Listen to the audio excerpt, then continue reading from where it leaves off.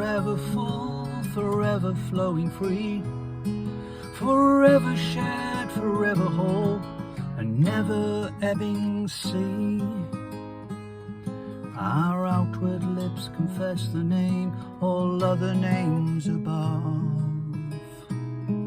Love only knows from where it came, and comprehendeth love.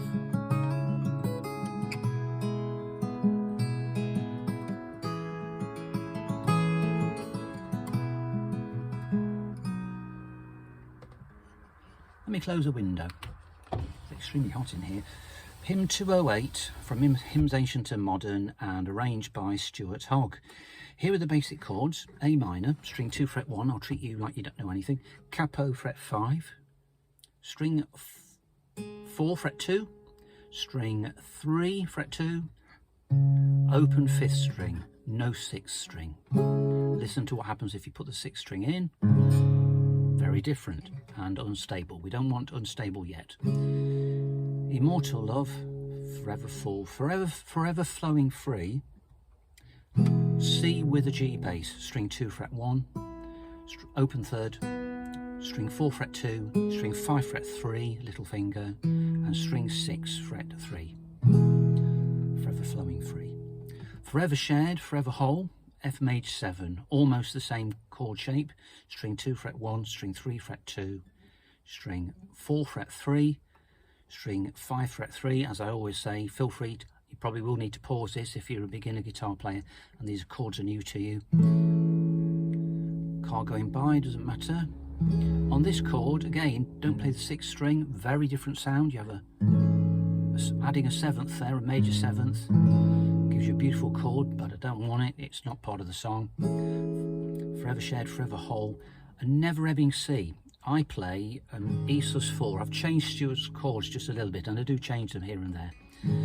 And there, it's a lovely chord. It's an A major shape. For those of you who know A major, just play an A major, finger it and move it across. For those who don't, string 3 fret 2, string 4 fret 2, and string 5 fret 2. Notice that I'm using fingers 2, 3, and 4 because on the word C, a never ebbing C, we lift the little finger off to give an E chord. I don't know if you can see any better from there. Is that a little bit better for you? String 3 fret 1, string 5 fret 2, and string 4 fret 2. 6 strings. Nice rich E major chord with an E in the bass. And 3 E's in it. One there, one there, and one there. 1/3, 1/5. Beautifully balanced. Lovely. Ebbing C. Our outward lips confess the name. Stuart normally plays an F major 7 again. I tend to play an F6 add 9. Depends how I'm feeling, but I love this chord. You'll see it crop up in loads of my songs.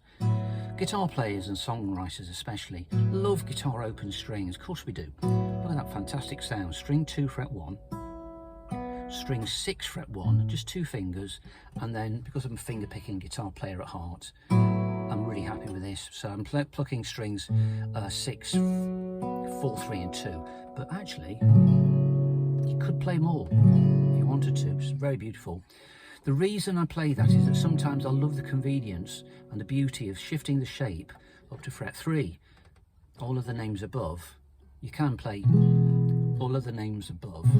Sorry, all of the names above, but you could play all of the names above by shifting the shape up to. I'm not going to because I'm going to do it later. So all other names above, I play a C major chord and I play a B in it as well. So the fingering is string 2 fret 1, little finger plays string 3 fret 4 to give this beautiful crunch between a B and a C. And remember, I always refer to the notes as if I'm at fret without a capo at fret 0. So we have string 2 fret 1, as I say, string 4 fret 3, little finger, middle finger, string 4 fret 2, and then the bass note, the G here, string 3, sorry, a fret 3 on string 6.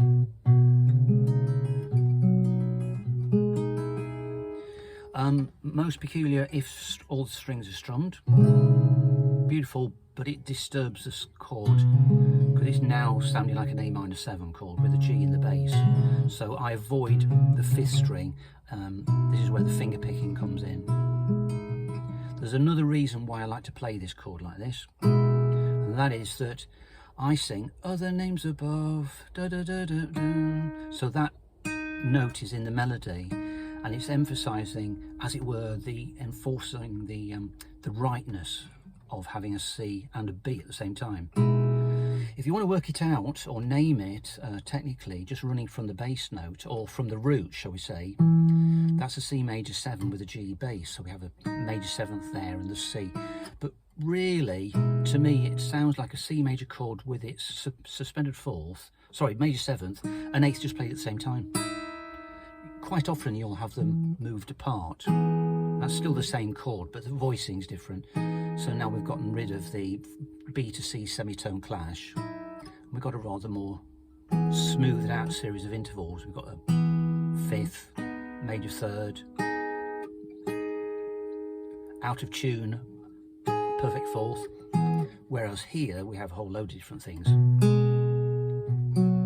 have a major 6th, then we have a perfect 5th, semitone, and a major 3rd. Is a very different creature. Isn't it great?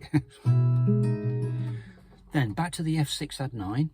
Love only knows from where it came, and then I slide it up, or I will change my fingering to, it's still string 6 fret 3 and string 2 fret 3 and comprehendeth, and back to A minor. Right hand fingering is basically thumb finger, and quite a lot of thumb and finger together. So you've got a combination of alternating the thumb. This is just playing the bass notes for each chord, 6 and 4. For the F, 5 and 4. That there is an F major 7 with a C bass. I honestly don't remember whether I was playing that last time, the F6 9. It's up to you. Play it and see how it feels. You know, take it where your emotions, your heart leads you. But basically, the thumb is going to be alternating pretty much all the way through. On the E sus4, it plays 6 and 4. On the F6 9, it's 6 and 4. On the C major 7, G bass, 6 and 4. 6 and 4 still for the next chord for the F6 9, and the same for the G, 6 and 4, and then finally back to 5 and 4. So it's practically all 6 and 4. Now if I play thumb finger, you'll hear that for me it's a bit too repetitive. Thumb plays 5, index plays 3, thumb plays 4, middle plays 2. 6 3 4 2, 6 3 4 2. Here we go up at speed. Imagine this throughout the whole song.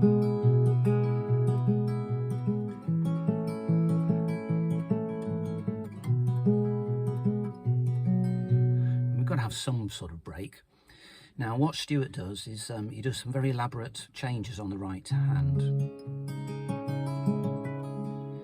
Some of that, here's a little bit of it, but I do recommend you try to find it out for yourself, because I have a habit of changing it a little, and that's a whole beauty of fingerstyle like this. But the first bit is so beautiful. Here it is as exactly precisely as I do it, and I think it's how Stuart does it.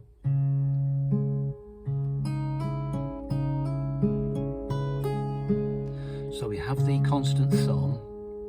After we play 5 4 5, take your first finger off rather, play the open second string, hammer on down on string 2 fret 1, and the thumb is going to keep moving. So what this results in is this. So you're tapping down on string 2 fret 1 and playing string 4. So it isn't plucking on at the end of that, it's a hammer on. So that's one thing to work on. See if you can synchronize it. Let's see if I can synchronize it. Here goes.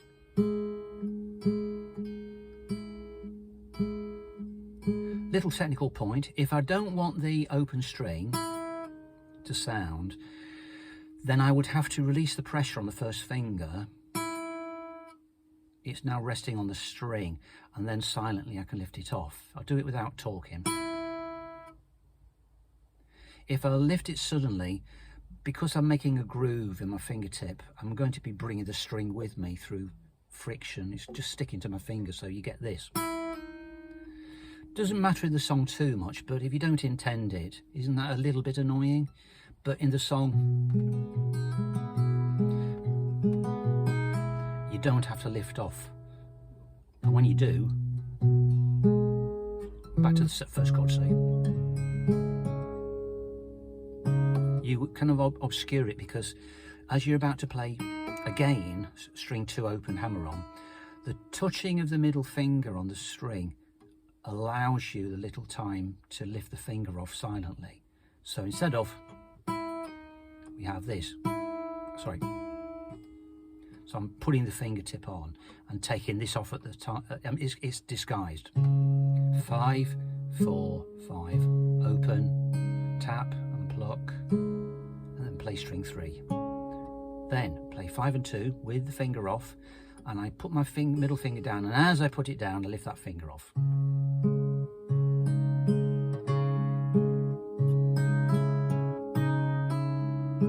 Which gives a nice clean line. Next bit is string 3 fret 2, still an A minor, little finger down on string 1 fret 3 to produce an A minor 7, so that's a G there, from A to G. As I'm always saying, I'm treating myself as if I'm not using a capo, so I call this a G here, for example, at fret 3, but it is in fact a B flat, so just so I'm not confusing myself or you, just put the fret, the capo rather, at whatever fret is good for your voice. Pattern one more time.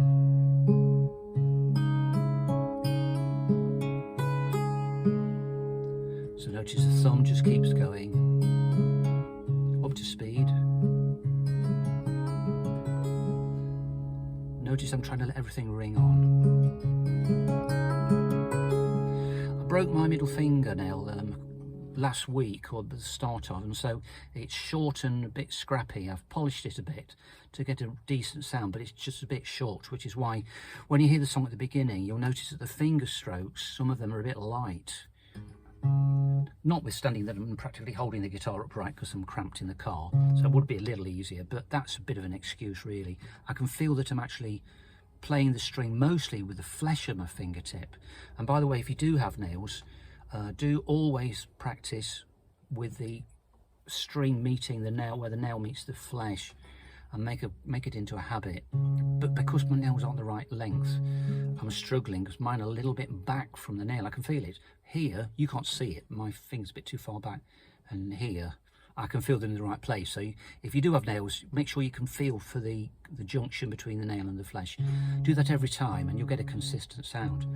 Or if your nails are long enough, just make sure you're hitting with the tips all the time. But that for me is a nice way of keeping you playing your technique regular. Next chord, it'll take too long to go through all these and tell you what I play, but basically keep the thumb alternating, and then you decide whether you want to do just thumb, finger, thumb, finger, thumb, finger. Ignore the fact that I said it was a bit on the boring side, because it sounds pretty beautiful anyway. I'll come back to that in a second. But bear in mind, as long as the thumb is alternating, you can do what you like with the fingers, for example, together, separate, thumb and finger. Now I'm not going to bother with the index finger or the third string. Now I'm going to play the piece with thumb and middle only. Let's see what we can do with that.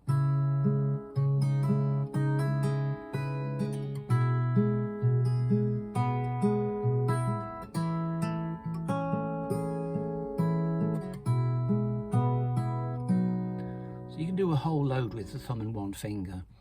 Concentrate most especially, as Tommy Emmanuel points out, on the working with the alternation of the thumb, because it's driving the piece. It's your drum kit basically, it's the rhythm section. I said I'd come back to this. If you are playing thumb, finger, and you want to avoid the complexities of deciding when you pluck and when you have a finger on its own or a thumb on its own, and you're just trying to master going through the whole piece, make sure that you're conscious of what you want your thumb to do. Do you want to play 1, 2, 1, 2, like this?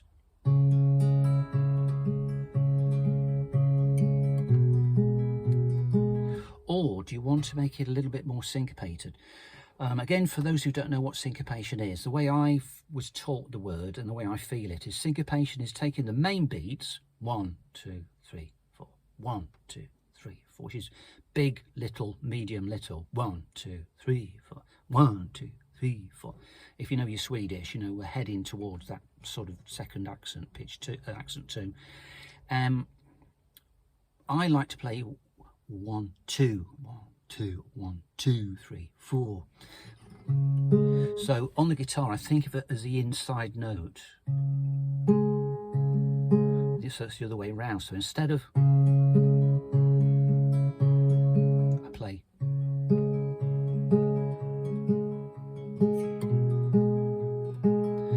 but I never keep it constant. I mean, even then when I was doing it, it sounded a bit like bashing somebody over the head with a haddock, you know, but very robotically, like a machine could do it with no change in volume.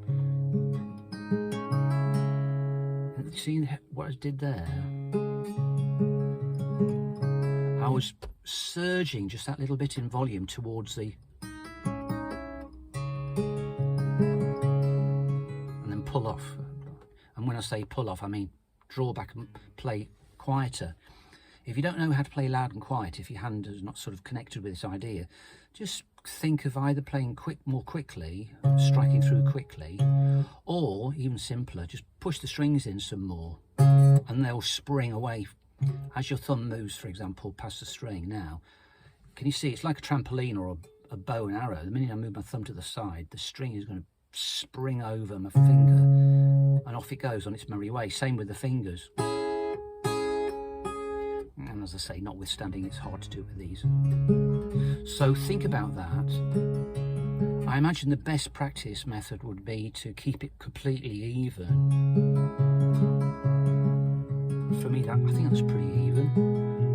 Fingers are quieter though, aren't they? Let's see if I can pull up the volume of the fingers and pull down the thumb.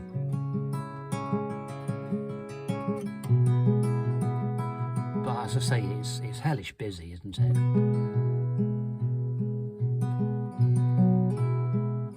It's great when you're not doing very much. So that's something else you could think about when you're doing your thumb finger.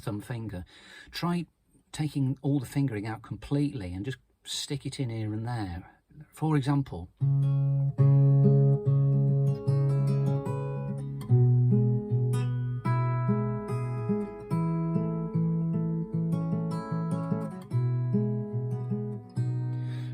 making it sparse.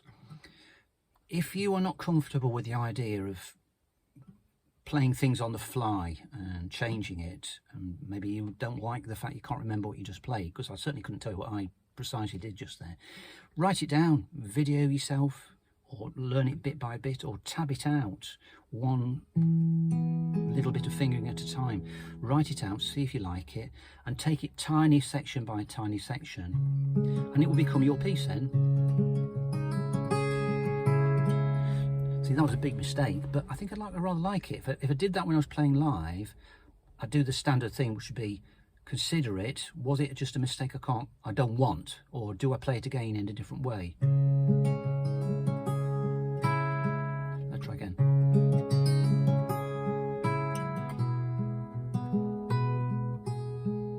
So I could put it in there.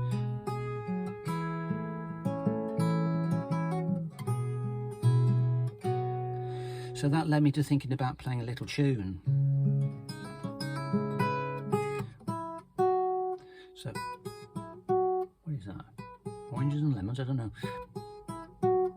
But it's very beautiful. So instead of, as I say, rattling through the other chords and telling you precisely what to do, or putting a tab underneath so you can follow that, I think this particular time it was just nice to talk about the idea of finger picking. And something that you really should practice is forgetting the left hand. Either mute the strings by touching them without pressing hard, so you get a scratching sound, or just play open strings. It's hard enough work on the hand, so you don't want to be pressing down.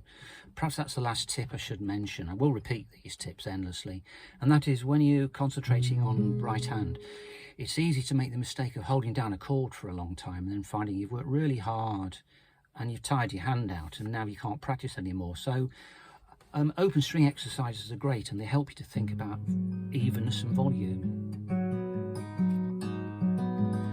I said last, but I won't stick to that. This is what I like to do as the last thing. Bert Jansch played this a lot, and I love this rhythm. All guitar players love this pattern. So it's 6 and 2, 4, 3, 6, 2, 4.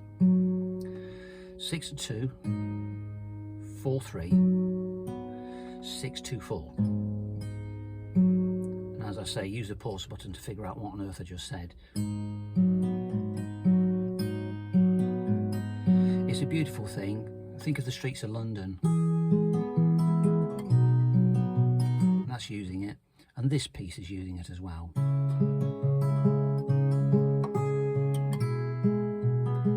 It's just that it becomes more elaborate when the index finger comes in between.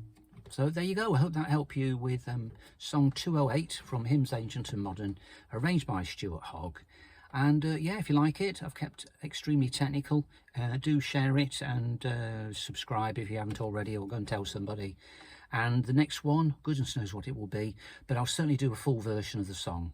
But I thought this video would be excessively long if I tried to do the whole thing in brackets, and I wasn't ready anyway. See ya.